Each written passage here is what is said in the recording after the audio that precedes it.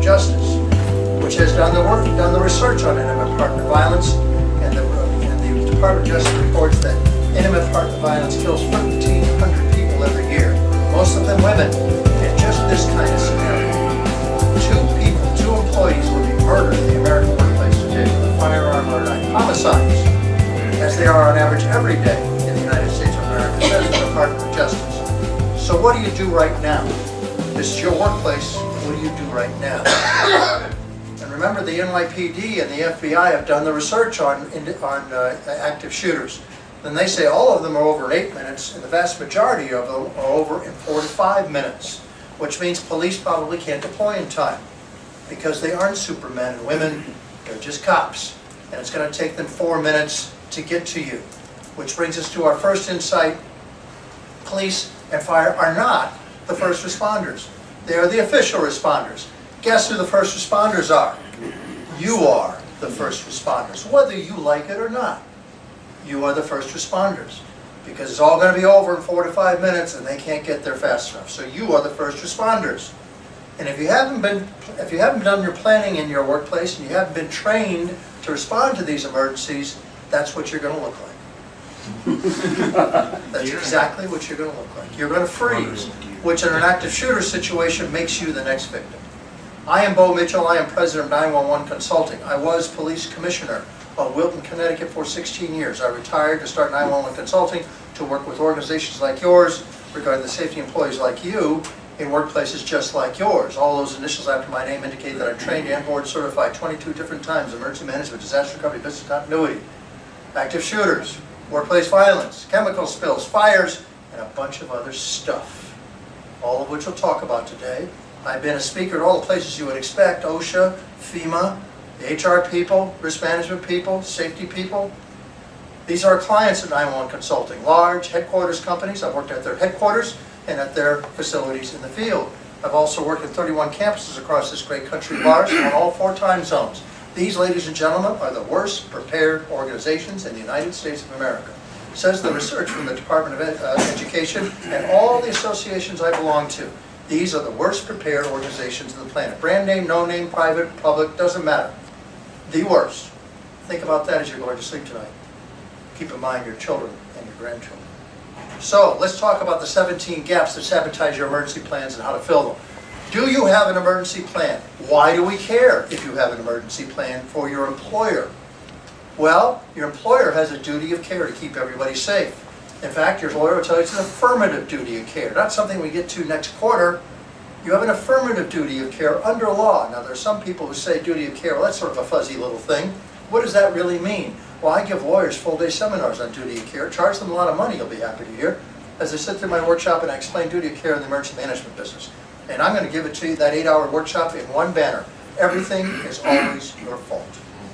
That's your duty of care under law regarding your employees, visitors, contractors, embedded or otherwise, everybody, every 2- and 4-legged creature that comes onto your premises. Now, duty of care is not a fuzzy little thing that is talked about amongst lawyers. Here is duty of care, as defined by OSHA 50 years ago. This is the general duty clause. Each employer shall furnish a place of employment free from organized hazards that are causing or likely to cause death or serious physical harm to employees. There's your duty of care. And it's a core management responsibility. Now, is this being done across the country? Well, this question gets asked all the time in national surveys. And 30 to 80% of employers like yours come back and say, yeah, of course we have an emergency plan. What a stupid question.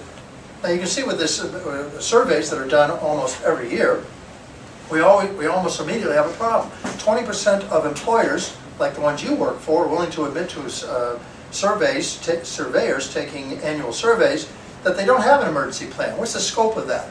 Well, there are 5.5 million employers in the United States of America, from 1 employee to 10,000 or 100,000 employees, like there are at General Electric, 200,000 there.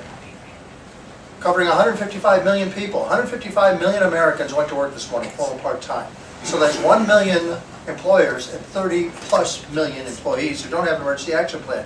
And what's this 30-80%? Turns out the people who answer these questions, like your management, have no idea what an emergency action plan is.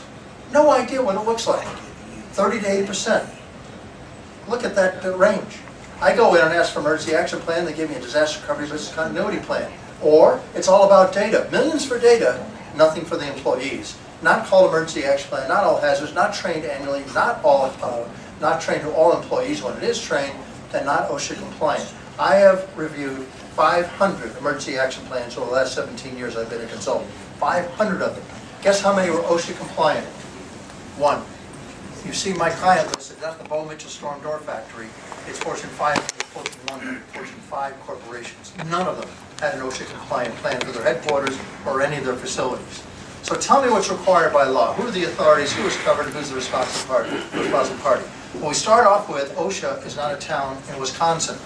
OSHA is the Occupational Safety and Health Agency in Washington, D.C., which has been writing safety regulations for half a century, which brings us to 29 CFR, which stands for Code of Federal Regulations 1910.34, which says in its entirety who qualifies under the regulations. 1910.34 through 39 apply to workplaces in general industry, except workplace in general industry, that's all of you, except mobile workplaces such as vehicles or vessels. So unless your facility is on a boat or truck, you're responsible to have the regulation, to respond to the regulations 1910.34 through 39, which means you shall have an emergency action plan, you shall have a fire prevention plan under federal law. And then we have to worry about the local law that your police and fire departments are going to respond to as far as what you should be planning and training your employees. Which brings us to a discussion of standards. Standards drive my business. Standards are a very important word. OSHA regulations are often called standards, but there are lots of other standards out there. Why is this important? Well, the Supreme Court of the United States has ruled for a century that standards can only be set by courts, who can set and adopt standards that juries will use to judge you when you're sued, because you will be sued or prosecuted, because this is America, and that's how we roll. We sue people, which means that only this judge, he or she, can set the standards in front of a jury made up of employees like you, or retired employees, who think that you have a sanctuary of safety. And that's what the cert says, that you've done all your job there, indeed, when you haven't. Which then brings us to the NFPA, the National Fire Protection Association. The NFPA has been around for 120 years, 1896, writing standards, 300 standards they've written, active today, which make up your fire codes. Every one of your fire codes, I don't care where you're from in the United States of America, NFPA runs your fire code with all other standards. By reference, that's how your fire code is set up. The one I want to talk about, the standard I want to talk about is 1600, the Standard of Emergency Management, Disaster Recovery, Business Continuity, because we're talking about the gaps in your emergency planning. So, all of this has been written down. None of it has to be made up. It's all in black and white as to what you're supposed to do. And 1600 is that standard, recognized by Congress twice after the 9/11 disaster, as the standard that you're supposed to use as planning for your emergencies regarding the safety of your employees. It's also the standard, a shall, in California, Connecticut, and Florida. Now, nobody cares about Connecticut, where I come from. Small little state stuck between Boston and New York City, trying to figure out if they're Yankees fans or Boston Red Sox fans. It's never going to happen. But everybody cares about California and Florida. Why? Because everything bad happens in California and Florida. Earthquakes, sinkholes, wildfires, hurricanes, tornadoes, landslides. Florida and California are the on-ramps to the apocalypse. Everything bad happens in Florida and California. And one out of 5 Americans live in 2 states. So when they set a standard, a shall, everybody sits up and listens. Then there's the best fire department in the world, the fire department in the city of New York, which in the aftermath of 9/11 has now the most robust planning law, emergency planning law for businesses in the world. And their standard is NFPA 1600. Then there's Department of Homeland Security, which is a 2012 promulgated new regulations regarding how you're supposed to plan for emergencies in your workplace. And their standard is NFPA 1600. Then the Standard & Poor's, people set your credit rating. And they come in now as of 2012, when they look at your credit rating, they ask for emergency management, disaster recovery, and business continuity plans. Why? Because they believe in resiliency. How quickly can you come back from an emergency to serve your clients, continue to collect revenue, pay your bills, pay your employees? Shouldn't that be important to you regarding how you roll? It's certainly important to them as far as setting a credit rating, because they believe in resiliency, and their standard is NFPA 1600. So all of these very important authorities think you should be planning with NFPA 1600. So in conclusion, looking at all these standards, OSHA says you shall create and shall train plans.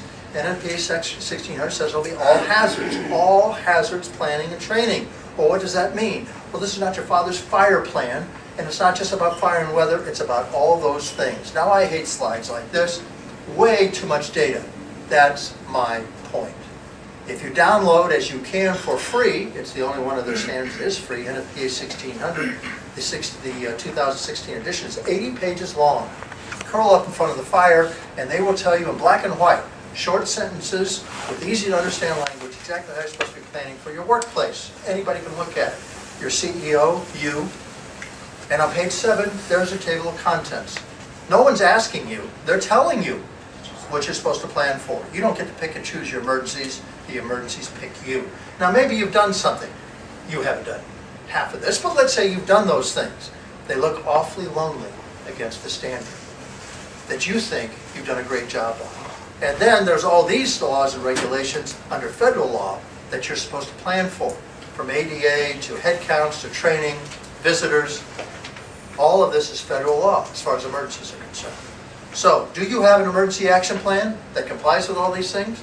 Ladies and gentlemen, I can guarantee about your workplace 3 things. 3 things I can guarantee. Death, taxes, and you don't have an emergency action plan that complies with the law. Oh, I'm a tenant, so it doesn't matter. It must be the landlord's problem. Ladies and gentlemen, there is no federal, state, or law. Your landlord has no obligation for your requirements under federal, state, or local law anywhere in the country. This is your problem, not his. So evil at planning are landlords, and your landlord is evil. They hate you except once a month when they get the check. So evil are landlords about emergency planning that cable TV has dedicated a whole week to landlords. Even sharks watch Landlord Week on cable TV. So I can guarantee 4 things in life: death, taxes. You don't have an emergency action plan that complies with the law, and your landlord does not have an emergency action plan that complies with the law for himself or for you. Does everybody know what that means? That's the state of emergency planning in the United States of America at your workplace, and unfortunately, just about every workplace across the country, as we've seen, because nobody knows what the hell I'm talking about. You do, but the people you work with, the people you work for, have no idea. And please remember what my mother taught me at a very young age. For every complex problem, there's a simple solution that's always wrong. So none of this is simple. I'm not here to tell you that it's simple. I'm here to tell you that it's required of you, and you better get going. Fair warning, I will be candid.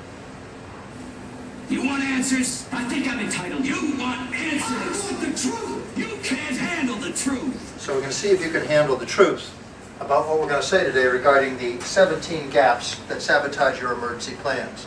So who is covered? Everybody's covered. Every 2- and 4-legged creature that comes across your threshold of your parking lot, not to mention your garage or your doorway, is your responsibility and is covered by some regulation at the federal, state, or local level. Who's the responsible officer? Well, the Supreme Court of the United States says the CEO, your CEO, is the responsible officer at your place of employment, civilly, personally, and criminally. Yes, criminally responsible. So your CEO could turn in his blue suit or her blue suit for an orange jumpsuit. And the Supreme Court, in their 2 decisions, which were in short sentences with small words, no Latin, anybody can understand them, also identified directors and senior operations people like you as responsible when the peat moss hits the fan and somebody gets hurt or killed. So we're going to have a whole parade of orange jumpsuits. Now maybe you think I'm exaggerating for effect. Let's bear down on that. I accept that challenge. The negligence issues in court are failure to plan and failure to train. And I can cite in a 30-month period 11 CEOs in the United States of America who were indicted criminally